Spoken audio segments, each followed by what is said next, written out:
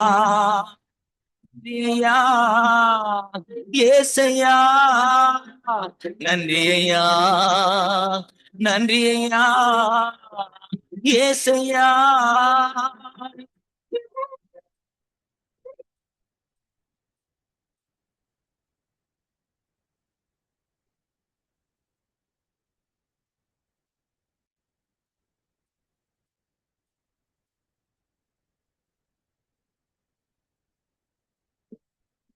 பலவீனம் நீக்கி தினம் காக்கின்றேன், பெரும் பெரும் காரியங்கள் செய்கின்றேன்.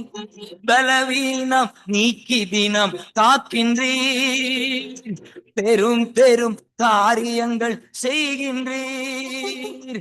தீமையான அனைத்தையும் நன்மையாக மாற்றுகிறேன், தீமையான அனைத்தையும்.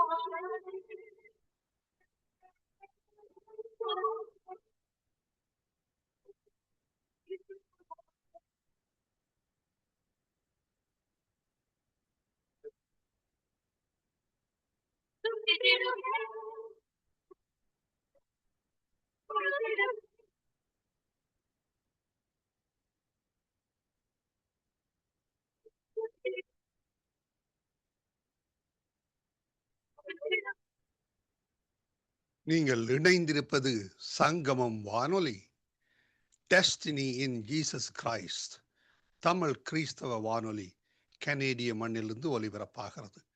மார்க் 16:15, மத்தேயு 24:14 வசனத்தின்படி இயேசு சீசர்களை நோக்கி, நீங்கள் உலகெங்கும் போய் சர்வ சிருஷ்டிக்கும் சுவிசேஷத்தை பிரசங்கியுங்கள். ராஜ்யத்தினுடைய இந்த சுவிசேஷம் பூலோகமெங்குமுள்ள சகல யாதிகளுக்கும் சாட்சியாக பிரசங்கப்படும். அப்பொழுது முடிவு வரும் என்ற வசனத்தின்படி ஆத்துமாக்களை பரலோகத்தில் சங்கமிக்கும் வானொலி சங்கமம், சங்கமம், சங்கமம்.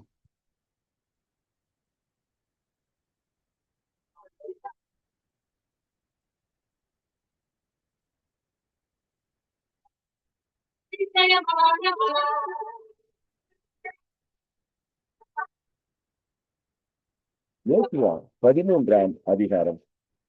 யோசுவா வயது சென்று முதிர்ந்தவனான போது கர்த்தர் அவனை நோக்கி, நீ வயது சென்றவனும் முதிர்ந்தவனுமானாய் சுதந்தரித்துக் கொள்ள வேண்டிய தேசம் இன்னும் மகா விஸ்தாரமாய் இருக்கிறது.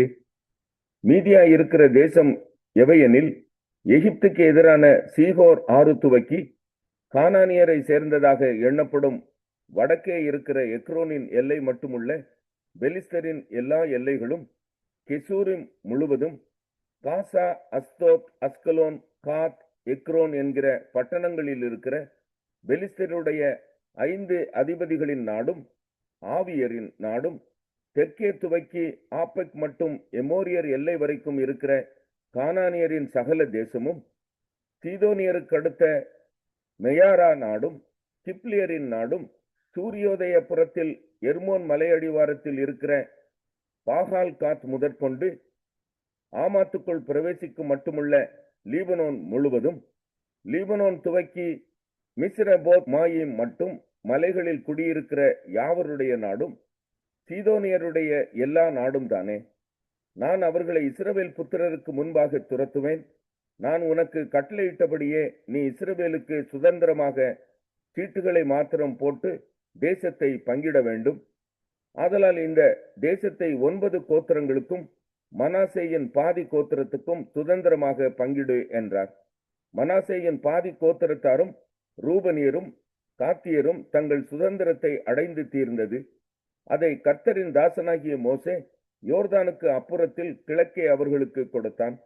அர்னோன் ஆற்றங்கரையில் இருக்கிற ஆரோவேரும் நதியின் மத்தியில் இருக்கிற பட்டணமும் துவக்கி தீபோன் மட்டும் இருக்கிற மெதேபாவின் சமனான பூமி யாவையும், எஸ்போனிலிருந்து அம்மோன் புத்திரரின் எல்லை மட்டும் ஆண்ட எமோரியரின் ராஜாவாகிய சீகோனுக்குரிய சகல பட்டணங்களையும், கீலேயாத்தையும், கெசூரியர் மாகாத்தியருடைய எல்லையுள்ள நாட்டையும், எர்மோன் மலை முழுவதையும், அஸ்தரோத்திலும் எத்ரேயிலும் ஆண்டு மோசே முறிய அடித்து துரத்தின ராட்சதரில் மீதியாயிருந்த பாசானின் ராஜாவாகிய ஓகுக்கு சல்கா மட்டுமிருந்த பாசான் முழுவதையும் அவர்களுக்கு கொடுத்தான். இஸ்ரவேல் புத்திரரோ கெசூரியரையும் மாகாத்தியரையும் துரத்தி விடவில்லை. கெசூரியரும் மாகாத்தியரும் இந்நாள் வரைக்கும் இஸ்ரவேலின் நடுவே குடியிருக்கிறார்கள். லேவியரின் கோத்திரத்துக்கு மாத்திரம் அவன் சுதந்திரம் கொடுக்கவில்லை. இஸ்ரவேலின் தேவனாகிய கர்த்தர் அவர்களுக்கு சொன்னபடியே அவருடைய தகன பலிகளே அவர்களுடைய சுதந்திரம். மோசே ரூபன் புத்திரரின் கோத்திரத்துக்கு அவர்களுடைய வம்சங்களுக்கு தக்கதாக சுதந்திரம் கொடுத்தான். அர்னோன் ஆற்றங்கரையில் இருக்கிற ஆரோவேரும் ஆற்றின் மத்தியில் இருக்கிற பட்டணம் தொடங்கி மெதோபா வரைக்கும் உள்ள சமபூமி முழுவதும், சமபூமியில் இருக்கிற எஸ்போனும் அதன் எல்லா பட்டணங்களுமாகிய தீபோன், பாமோத் பாகால், பெத் பாகால், மெயோன், யாகசா, கெதேமோத், மேபாகாத், கீரியாத் தாமின், சிப்மா பள்ளத்தாக்கின் மலையிலுள்ள செரேத் சஹார், பெத் பெயோர், அஸ்தோத் பிஸ்கா, பெத் எசிமோத் முதலான சமபூமியில் உள்ள எல்லா பட்டணங்களும், எஸ்போனில் ஆண்டிருந்த சீகோன் என்னும் எமோரியருடைய ராஜாவின் ராஜ்யம் முழுவதும் அவர்கள் எல்லைக்குள்ளாயிற்று. அந்த சீகோனையும் தேசத்திலே குடியிருந்து சீகோனின் அதிபதியாயிருந்த ஏவி, ரெக்கேம், சூர், ஊர், ரேபா என்னும் மீதியானின் பிரபுக்களையும் மோசே வெட்டி போட்டான். இஸ்ரவேல் புத்திரர் வெட்டின மற்றவர்களோடும் கூட பேயோரின் குமாரனாகிய பாலாம் என்னும் குறி சொல்லுகிறவனையும் பட்டயத்தினால் வெட்டி போட்டார்கள். அப்படியே யோர்தானும் அதற்கடுத்ததும் ரூபன் புத்திரரின் எல்லையாயிற்று. இந்த பட்டணங்களும் இவைகளின் கிராமங்களும் ரூபன் புத்திரருக்கு அவர்கள் வம்சங்களின்படி வந்த சுதந்திரம். காத் புத்திரரின் கோத்திரத்துக்கு மோசே அவர்கள் வம்சங்களுக்கு தக்கதாக கொடுத்தது என்னவெனில், யாசேரும் கீலேயாத்தின் சகல பட்டணங்களும், ரபாவுக்கு எதிரே இருக்கிற ஆரோவேர் மட்டுமுள்ள அம்மோன் புத்திரரின் பாதி தேசமும், எஸ்போன் துவக்கி ராமத் மிஸ்பே மட்டும் பெத்தோனியும் வரைக்கும் இருக்கிறதும், மக்னாயும் துவக்கி தெபீரின் எல்லை மட்டும் இருக்கிறதும், எஸ்போனின் ராஜாவாகிய சீகோனுடைய ராஜ்யத்தின் மற்ற பங்காகிய பள்ளத்தாக்கில் இருக்கிற பெத்தாராமும், பெத் நிம்ராவும், சுக்கோத்தும், சாப்போனும், யோர்தான் மட்டும் இருக்கிறதும், கிழக்கே யோர்தானின் கரையோரமாய் கின்னரேத் கடலின் கடையாந்தர மட்டும் இருக்கிறதும் அவர்கள் எல்லைக்குள்ளாயிற்று. இந்த பட்டணங்களும் இவைகளின் கிராமங்களும் காத் புத்திரருக்கு அவர்களுடைய வம்சங்களின்படி வந்த சுதந்திரம். மனாசே புத்திரரின் பாதி கோத்திரத்துக்கும் மோசே அவர்கள் வம்சத்துக்கும் தக்கதாக கொடுத்தான். மக்னாயும் துவக்கி பாசானின் ராஜாவாகிய ஓகின் முழு ராஜ்யமாய் இருக்கிற பாசான் முழுவதும், பாசானில் உள்ள யாவீரின் சகல ஊர்களுமான 60 பட்டணங்கள் அவர்கள் எல்லைக்குள்ளாயிற்று. பாதி கீலேயத்தையும் பாசானிலே அஸ்தரோத், எத்ரேயி என்னும் ஓகு ராஜ்யத்தின் பட்டணங்களையும் மனாசேயின் குமாரனாகிய மாகீரின் புத்திரர் பாதி பேருக்கு அவர்களுடைய வம்சங்களின்படியே கொடுத்தான். மோசே கிழக்கே எரிகோவின் அருகே யோர்தானுக்கு அக்கறையில் இருக்கிற மோவாபின் சமனான வெளிகளில் சுதந்திரமாக கொடுத்தவைகள் இவைகளே. லேவி கோத்திரத்திற்கு மோசே சுதந்திரம் கொடுக்கவில்லை. இஸ்ரவேலின் தேவனாகிய கர்த்தர் அவர்களுக்கு சொல்லி இருக்கிறபடி. ஏசாயா 17ஆம் அதிகாரம். தமஸ்குவின் பாரம். இதோ, தமஸ்குவானது நகரமாயிராமல் தள்ளப்பட்டு பாழான மண்மேடாகும். ஆரோவேரின் பட்டணங்கள் பாழாய் விடப்பட்டு மந்தைகளின் வெளியாய் இருக்கும். மிரட்டுவார் இல்லாமல் அவைகள் அங்கே படுத்துக் கொள்ளும். அரண் எப்ராயிமையும் ராஜாங்கம் தமஸ்குவையும் விட்டொழியும். இஸ்ரவேல் புத்திரருடைய மகிமைக்கு நேரிட்டது போல சீரியாவில் மீதியாயிருப்பவர்களுக்கும் நேரிடும் என்று சேனைகளின் கர்த்தர் சொல்லுகிறார். அக்காலத்திலே யாக்கோபின் மகிமை குறைந்து போம், அவனுடைய கொழுத்த தேகம் மெலிந்து போம்.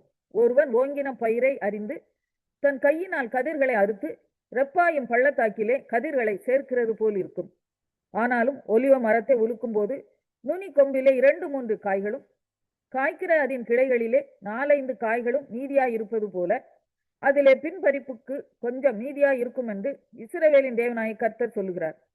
அக்காலத்திலே மனுஷன் தன் கைகளின் கிரியையாகிய பீடங்களை நோக்காமலும் தன் விரல்கள் உண்டு பண்ணின தோப்பு விக்கிரகங்களையும் சிலைகளையும் நோக்காமலும் தன்னை உண்டாக்கினவரையே நோக்குவான். அவன் கண்கள் இஸ்ரவேலின் பரிசுத்தரையே நோக்கி கொண்டிருக்கும். அக்காலத்திலே அவர்களுடைய அரணான பட்டணங்கள் இஸ்ரவேல் புத்திரருக்கு மீதியாய் வைக்கப்பட்ட தலையை போலவும் நுனி கொம்பை போலவுமாகி பாழாய் கிடக்கும். உன் பலமாகிய கண்மலையை நீ நினையாமல் உன் ரட்சிப்பாகிய தேவனை மறந்தாய். ஆதலால் நீ நேர்த்தியான நாற்றுகளை நட்டாலும் அந்நிய தேசத்து கன்றுகளை வைத்தாலும் பகற்காலத்திலே உன் நாற்றை வளரவும் விடிய காலத்திலே உன் விதையை முளைக்கவும் பண்ணினாலும் பலனை சேர்க்கும் நாளிலே துக்கமும் கடும் வேதனையுமே உங்கள் அறுப்பாய் இருக்கும். ஐயோ, கடல்கள் கொந்தளிக்கிறது போல கொந்தளிக்கிற அநேக ஜனங்களின் திரளும் பலத்த தண்ணீர்கள் இறைகிறது போல இறைகிற ஜனக்கூட்டங்களின் அமளியும் உண்டாயிருக்கிறது. ஜனக்கூட்டங்கள் திரளான தண்ணீர்கள் இறைகிறது போல இறைந்தாலும் அவர்களை அவர் அதட்டுவார். அவர்கள் தூரமாய் ஓடி போவார்கள். மலைகளிலே காற்றினால் பறக்கடிக்கிற பதரை போலவும் சுழல் காற்றிலே அகப்பட்ட துரும்பை போலவும் துரத்தப்படுவார்கள். இதோ சாயங்காலத்திலே கலக்கம் உண்டாகும். விடிய காலத்துக்கு முன் அவர்கள் ஒளிந்து போவார்கள். இதுவே நம்மை கொள்ளை ஆடுகிறவர்களின் பங்கும். ஏசாயா 18ஆம் அதிகாரம். எத்தியோப்பியாவின் நதிகளுக்கு அக்கறையிலே நிழலிடும் செட்டைகளுடையதும் கடல் வழியாய் தண்ணீர்களின் மேல் நாணல் படவுகளிலே தானாபதிகளை அனுப்புகிறதுமான தேசத்துக்கு ஐயோ! வேகமான தூதர்களே, நெடுந்தூரமாய் பரவி இருக்கிறதும் சிறைக்கப்பட்டதும் துவக்கம் முதல் இதுவரைக்கும் கெடியாயிருந்ததும் அளவிடப்பட்டதும் மிதிக்கப்பட்டதும் நதிகள் பாழாக்குகிறதுமான ஜாதி அண்டைக்கு போங்கள். பூச்சக்கரத்தில் வாசமாய் இருக்கிறவர்களும் தேசத்து குடிகளும் ஆகிய நீங்கள் எல்லாரும் மலைகளின் மேல் கொடி ஏற்றப்படும் போது பாருங்கள், எக்காலம் ஊதப்படும் போது கேளுங்கள். நான் அமர்ந்திருந்து பயிரின் மேல் காயும் காந்தியுள்ள வெயிலை போலவும் அறுப்பு காலத்து உஷ்ணத்தில் உண்டாகும் பனி மேகத்தை போலவும் என் வாசஸ்தலத்திலிருந்து கண்ணோக்குவேன் என்று கர்த்தர் என்னுடனே சொன்னார். திராட்சை செடிகள் அறுப்புக்கு முன்னே பூ பூத்து முற்றி காய்க்கிற காய்கள் பிஞ்சாயிருக்கும் போதே அவர் அரிவாள்களினாலே கப்பு கவர்களை அறுத்து கொடிகளை அழிந்து அகற்றி போடுவார். அவைகள் ஏகமாய் மலைகளின் பட்சிகளுக்கும் பூமியின் மிருகங்களுக்கும் விடப்படும். பட்சிகள் அதன் மேல் கோடை காலத்திலும் காட்டு மிருகங்கள் எல்லாம் அதன் மேல் மாரி காலத்திலும் தங்கும். அக்காலத்திலே நெடுந்தூரமாய் பரவி இருக்கிறதும் சிறைக்கப்பட்டதும் துவக்கம் முதல் இதுவரைக்கும் செடியாயிருந்ததும் அளவிடப்பட்டதும் மிதிக்கப்பட்டதும் நதிகள் பாழாக்குகிறதுமான ஜாதியானது சேனைகளின் கர்த்தரின் நாமம் தங்கும் ஸ்தலமாகிய சீயோன் மலையில் சேனைகளின் கர்த்தருக்கு 2 தீமோத்தேயு 3ஆம் அதிகாரம். மேலும் கடைசி நாட்களில் கொடிய காலங்கள் வரும் என்று அறிவாயாக. எப்படியெனில் மனுஷர்கள் தற்பிரியராயும் பணப்பிரியராயும் வீம்புக்காரராயும் அகந்தை உள்ளவர்களாயும் தூஷிக்கிறவர்களாயும் தாய் தகப்பன்மாருக்கு கீழ்ப்படியாதவர்களாயும் நன்றி அறியாதவர்களாயும் பரிசுத்தம் இல்லாதவர்களாயும் சுவாப அன்பில்லாதவர்களாயும் இணங்காதவர்களாயும் அவதூறு செய்கிறவர்களாயும் இச்சையடக்கம் இல்லாதவர்களாயும் கொடுமையுள்ளவர்களாயும் நல்லோரை பகைக்கிறவர்களாயும் துரோகிகளாயும் துணிகரம் உள்ளவர்களாயும் இருமாப்புள்ளவர்களாயும் தேவ பிரியராயிராமல் சுகபோக பிரியராயும் தேவ பக்தியின் வேஷத்தை தரித்து அதன் பலனை மறுதலிக்கிறவர்களாயும் இருப்பார்கள். இப்படிப்பட்டவர்களை நீ விட்டு விலகு. பாவங்களால் நிறைந்து பற்பல இச்சைகளால் இழுப்புண்டு எப்போது கற்றாலும் ஒருபோதும் சத்தியத்தை அறிந்து உணராதவர்களாய் இருக்கிற பெண் பிள்ளைகளுடைய வீடுகளில் இப்படிப்பட்டவர்கள் நுழைந்து அவர்களை வசப்படுத்தி கொள்கிறார்கள். என்னையும் எம்பிரேயும் மோசேக்கு எதிர்த்து நின்றது போல இவர்களும் சத்தியத்துக்கு எதிர்த்து நிற்கிறார்கள். இவர்கள் துர்ப்புத்தியுள்ள மனுஷர்கள், விசுவாச விஷயத்தில் பரீட்சைக்கு நில்லாதவர்கள். ஆனாலும் இவர்கள் அதிகமாய் பலப்படுவதில்லை. அவ்விருவருடைய மதிகேடு எல்லாருக்கும் வெளிப்பட்டது போல இவர்களுடைய மதிகேடும் வெளிப்படும். நீயோ என் போதகத்தையும் நடக்கையையும் நோக்கத்தையும் விசுவாசத்தையும் நீடிய சாந்தத்தையும் அன்பையும் பொறுமையையும் அந்தியோகியா இக்கோனியா லீஸ்திரா என்னும் பட்டணங்களில் எனக்கு உண்டான துன்பங்களையும் பாடுகளையும் நன்றாய் அறிந்திருக்கிறாய். எவ்வளவோ துன்பங்களை சகித்தேன். இவை எல்லாவற்றினின்றும் கர்த்தர் என்னை நீங்களாக்கி விட்டார். அன்றியும் கிறிஸ்து இயேசுக்குள் தேவ பக்தியாய் நடக்க மனதாய் இருக்கிற யாவரும் துன்பப்படுவார்கள். பொல்லாதவர்களும் எத்தர்களுமானவர்கள் மோசம் போகிறவர்களாகவும் இருந்து மென்மேலும் கேடுள்ளவர்களாவார்கள். நீ கற்று நிச்சயித்து கொண்டவைகளில் நிலைத்திரு.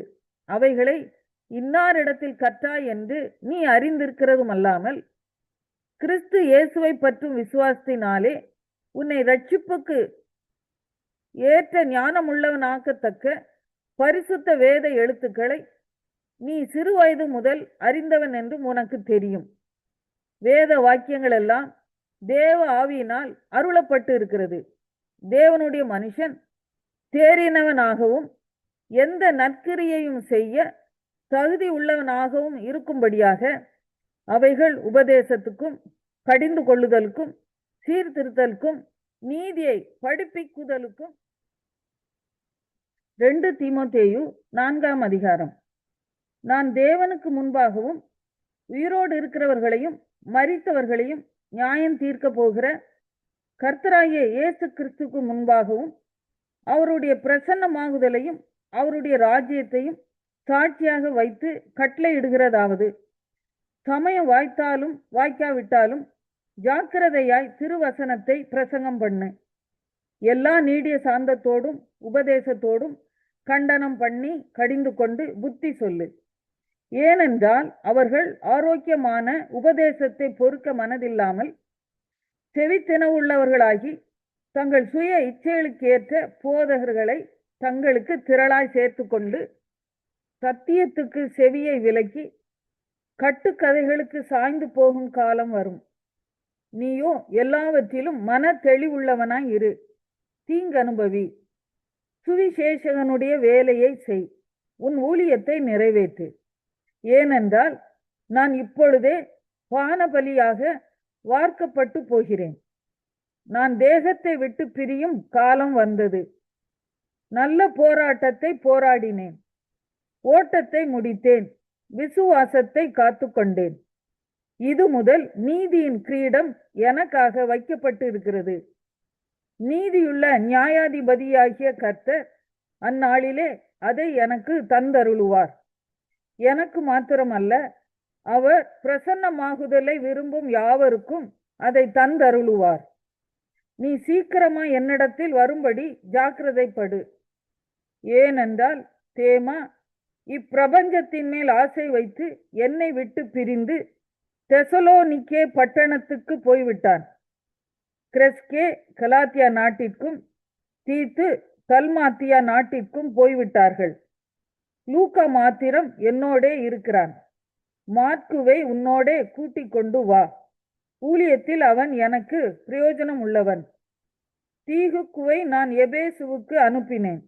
துரோவா பட்டணத்தில் இருக்கிற கார்ப்பு என்பவன் வசத்தில் நான் வைத்து வந்த மேலங்கியையும் புஸ்தகங்களையும் விசேஷமாய் தோற்சுருள்களையும் நீ வருகிற போது எடுத்துக்கொண்டு வா.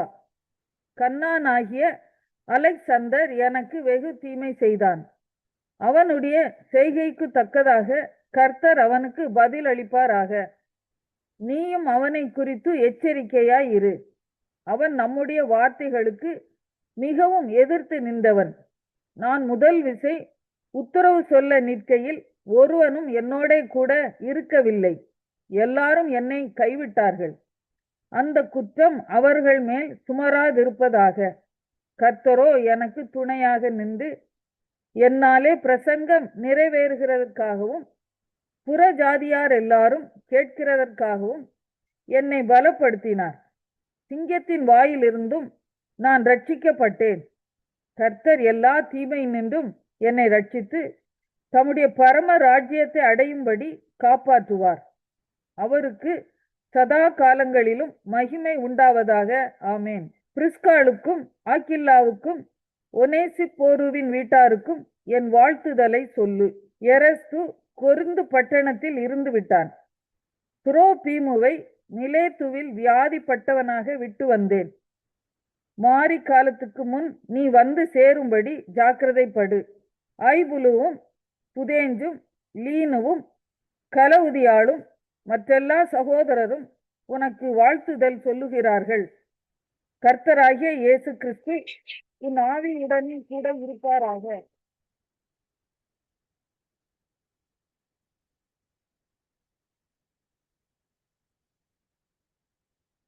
கர்த்தருடைய பரிசுத்த நாமத்திற்கு மகிமை உண்டாவதாக. இந்த அருமையான தருணத்துல கிறிஸ்துவின் நாமத்தினாலே உங்களை சந்திப்பதில் மிகுந்த மகிழ்ச்சி அடைகினால் ஒரு காரியத்தை குறித்து தியானிக்க போகிறோம். சங்கீதம் 63:7 வசனம் வாசிக்கலாமா? நீர் எனக்கு துணையா இருந்ததினால் உமது சட்டைகள் நிழலிலே களி கூறுகிறேன். ஆமென், அல்லேலூயா. இங்க சங்கீதக்காரன் சொல்லும் பொழுது, நீர் எனக்கு துணையாய் இருந்ததினால். இந்த உலகத்துல உங்களுக்கு யாருங்க துணை? நீங்க மனைவியா இருந்தா கணவன் தான் என் துணைன்னு நினைக்கிறீங்களா? கணவரா இருந்தா மனைவி தான் துணைன்னு நினைக்கிறீங்களா? பிள்ளைங்க பெற்றவங்க பிள்ளைங்களை துணைன்னு நினைக்கிறீங்களா? கூட பிறந்தவங்களா துணையா வருவாங்க, நண்பர்கள் கடைசி வரை துணையா இருப்பாங்க அப்படின்னு நினைக்கிறீங்களா? நோ, இல்லைங்க. கர்த்தரே துணை. சங்கீதக்காரர் ரொம்ப தெளிவா சொல்லுகிறார், நீர் என் துணையா இருந்ததினால். ஆமென். இன்னைக்கு அப்படி ஒரு மகிமையான நிலைக்குள்ள நீங்களும் நானும் போயிடணும். இந்த உலகத்துல யாரையும் நம்பக்கூடாதுன்னா அப்படின்னா எல்லாரையும் வெறுத்தணுமா? இல்லை, நேசிக்கலாம். ஆனா அந்த நேசிப்புக்கு மத்தியில கர்த்தர் தான் முதலாவது அவரை தான் தேடணும், இல்லையா? அப்ப எனக்கு துணை அவர் தான் அப்படின்னு என்னைக்கு நீங்க நினைக்க ஆரம்பிக்கிறீங்களோ உங்க வாழ்க்கையில எல்லாம் ஜெயமா மாறிடும், தெரியுமா? அவரை நீங்க துணையா வச்சுக்கிட்டா, அவரை உங்க கூட வச்சுக்கிட்டா உங்க வாழ்க்கையில தோல்வியே இருக்காது. நீங்க எதெல்லாம் யோசிக்கிறீங்களோ, எதெல்லாம் நினைக்கிறீங்களோ, எதுக்குள்ளெல்லாம் நீங்க போகணும்னு நினைக்கிறீங்களோ, எப்படிலாம் வாழணும்னு நினைக்கிறீங்களோ அது கர்த்தரே தருவார். இந்த உலகத்தை நம்ம நினைக்கிறோம் அவங்க உதவி செய்வாங்க, இவங்க உதவி, இல்ல, யாரும் செய்ய முடியாது.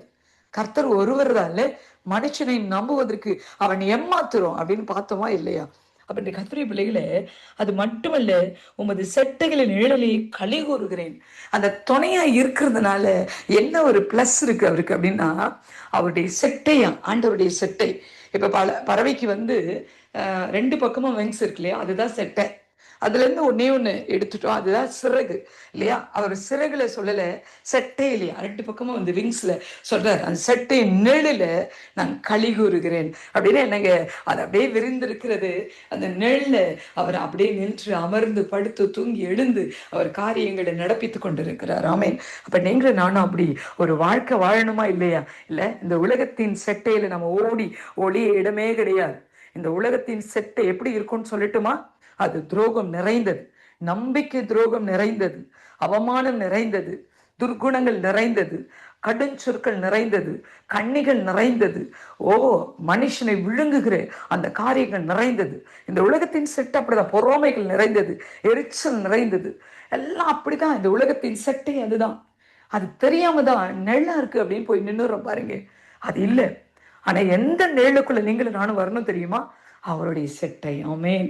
இது எப்படிமா கண்டுபிடிக்கிறது அப்படின்னா, ஜெபம் பண்ணா போதும். அந்த செட்டை கொஞ்சம் கொஞ்சமா விரிந்து உங்க மேல வந்துடும். நீங்க எங்க இருக்கீங்களோ அங்க நிழல் உங்களை தேடி வரும். பெரும்பாலும் மனுஷங்க நிழலை தேடிதான் போவாங்க. ஆனா தெய்வீக செட்டை எப்படி தெரியுங்களா? நீங்க எங்க இருக்கீங்களோ அங்க நிழல் உங்களை தேடி வரும். அல்லேலூயா. எவ்வளவு ஆச்சரியமானது இல்லை? அப்ப இந்த உலகத்தின் செட்டைக்குள்ள தற்காலிகமான ஆறுதலுக்கும் தற்காலிகமான ஒரு ஜெயத்துக்கும் ஓடி ஒளிஞ்சு கொள்ளாதீங்க. நீங்க தஞ்சம் போக வேண்டியது ஏசப்பா கிட்டதான். இந்த உலகத்துல யாரையும் நம்பாதீங்க, அவர்கிட்ட ஓடி வந்துருங்க. அவர் செட்டிகளை நீங்க புகுந்து கொள்ளுங்க. நீங்க சொல்லுங்க, அப்பா, நான் இதுவரை நம்பி ஏமாந்ததெல்லாம் போதும், நீ யாரையும் நம்ப மாட்டேன், நீங்க தான் எனக்கு எல்லாமே, நீங்க தான் எனக்கு எல்லாமே, நீங்க தான் எனக்கு துணை அப்படின்னு சொல்லி நீங்க நிற்கும் பொழுது உங்களை நோக்கி அந்த செட்டை வரும், அந்த நிழல் வரும், உங்களை பாதுகாக்கும். உங்க மரண பரியந்தம், மரணத்துக்கு பின்பும் அவர் உங்களை பாதுகாக்க வல்லவர்.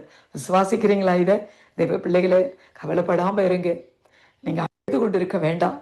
நீங்க தெய்வ சமூகத்துல ஒருவேளை விட்டு தூரமா போயிருந்தா கூட திரும்ப உங்களை கர்த்தர் அழைக்கிறார். எனக்கு இயேசுவ தெரியும், எனக்கு பாடல்கள்லாம் தெரியும், ஜெபம் கூட தெரியும், நான் இதுவரை இயேசு கிட்ட வந்ததில்லை அப்படின்னா இன்றைக்கு இந்த சத்தியம் உங்களை இயேசுவண்டை இழுத்து கொண்டு வரட்டும். ஒருவேளை எனக்கு நான் நல்ல ஆண்டவருக்குள்ள இருந்தேன், ஆனா பாவம் செய்தேன், ஏதோ ஒரு காரியம் என்னை கர்த்தரை விட்டு தூரமா பிரிச்சு இருக்குது, பரவாயில்ல, ஒரு செட்டை கீழே ஓடி வந்துருங்க. அவர் எப்பொழுது உங்களுக்காக காத்து கிடக்கிறார். அந்த செட்டை உங்க பின்னாடியே டிராவல் பண்ணிட்டே தான் இருக்கு. உங்களை நிழலாய் பாதுகாக்குது, தொடர்ந்து உங்க கூட டிராவல் பண்ணுது. நீங்க நின்னா போதும், நீங்க ஜெபிச்சா போதும், நீங்க அவரை நோக்கி பார்த்து நீங்க மட்டும் போதும்பா, நீங்க எனக்கு துணையா இருங்கன்னு சொன்னா போதும், அது உங்களை காத்துக்கொள்ளும். ஆமே, உங்களை மட்டும் இல்லை, உங்க பிள்ளைகளை தலைமுறையே அது காத்துக்கொள்ளும். அதனால இந்த சத்தியம் உங்களுக்கு மிகுந்த பிரயோஜனமா இருந்திருக்கு நான் விசுவாசிக்கிறேன். தாவீதை போல அவர் சமூகத்துல மறைந்து கொள்ளலாம். ஜெபிக்கலாமா? நல்ல தெய்வமே, இந்த நாளில் இந்த சத்தியத்தை கேட்கிற ஒவ்வொரு பிள்ளைகள் மேலும் உங்க செட்டை விரிந்திருப்பதாகப்பா. ஆண்டவரே, நீங்க துணையா இருந்து பிள்ளைகளை நீங்க பாதுகாத்துக் கொள்ளுங்க. எந்த சூழ்நிலையில இருந்தாலும், எவ்வளவு கண்ணீரோடு, வேதனையோடு, ஏமாற்றத்தோடு, அவமானத்தோடு, ஆண்டவரே எல்லாவற்றையும் சகித்து, ஆண்டவரே போதும் அப்படின்னு மனநிலையோடு இருக்கிற பிள்ளைகளை கர்த்தர் நீங்க தாங்கணும் ஐயா, தாங்கணும். நீங்க தாங்கணும். பிள்ளைகளுக்கு நீங்க துணையா இருக்கணும், பிள்ளைகளுக்கு நீங்க செட்டையா இருக்கணும், அந்த செட்டை பிள்ளைகளுக்கு நிழலா இருக்கணும். பிள்ளைகளை நீங்க காத்து கொண்டு வழி நடத்துங்கப்பா. அவங்க பாதத்துல அர்ப்பணிக்கிறோம், தொடர்ந்து நடத்துங்க, காத்துக்கொள்ளுங்க. கிறிஸ்து நாமத்தில் இதை கேட்க போகிற பிள்ளைகள் ஆசீர்வதியும் கிறிஸ்து நாமத்தில் பிதாவே, ஆமென். God bless you all. கிறிஸ்துவுக்குள் பிரியமான சங்கமம் தமிழ் கிறிஸ்தவ வானொலி நேயர்களுக்கு அன்பின் வாழ்த்துக்கள். இன்றைய மன்னா: என்னை நோக்கி கூப்பிடு, அப்பொழுது நான் உனக்கு உத்தரவு கொடுத்து நீ அறியாததும் உனக்கு எட்டாததுமான பெரிய காரியங்களை உனக்கு அறிவிப்பேன். எரேமியா 33:3. பிரியமானவர்களே, எரேமியாவை போல நெருக்கமான சூழ்நிலைகளில் நீங்கள் காணப்படக்கூடும். பலவிதமான கஷ்டங்களின் பாதையில் கூட நீங்கள் கடந்து செல்லலாம். கர்த்தர் உங்களை பார்த்து என்னை நோக்கி கூப்பிடுங்கள் என்று சொல்லுகிறார். எசேக்கியா தன்னுடைய வியாதி நிமித்தம் மரித்து போவான் என்ற செய்தியை கேட்டவுடன் சுவர்புறமாக திரும்பி ஆண்டவரை நோக்கி கூப்பிட்டான்.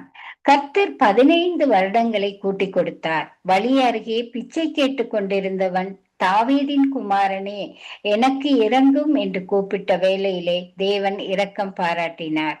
கண்ணீரோடே போராடுகிற தேவ பிள்ளைகளே, நீங்கள் அழுது கொண்டிருக்க வேண்டிய அவசியம் இல்லை. உங்கள் கூப்பிடுதலின் சத்தத்துக்கு அவர் உருக்கமாய் இறங்கி மறு உத்தரவு கொடுப்பார். காக்கை குஞ்சுகளுக்கு கூட பதிலளிக்கிற தேவன் அவருடைய பிள்ளைகளாகிய உங்களுக்கு பதில் தருவார் என்ற நிச்சயத்தோடு உங்கள் எல்லா சூழ்நிலைகளிலும் அவரை நோக்கி கூப்பிடுங்கள். நீங்கள் அறியாததும் உங்கள் புத்திக்கு எட்டாததுமான பெரிய காரியங்களை செய்வார். உங்களுக்கு பதிலை தந்து உங்களை மகிழச் செய்வார். கூப்பிடுங்கள், ஆசீர்வாதங்களை பெற்றுக் கொள்ளுங்கள். தேவன் தாமே உங்கள் ஒவ்வொருவரையும் நிறைவாக ஆசீர்வதிப்பாராக. ஆமேன். God bless you.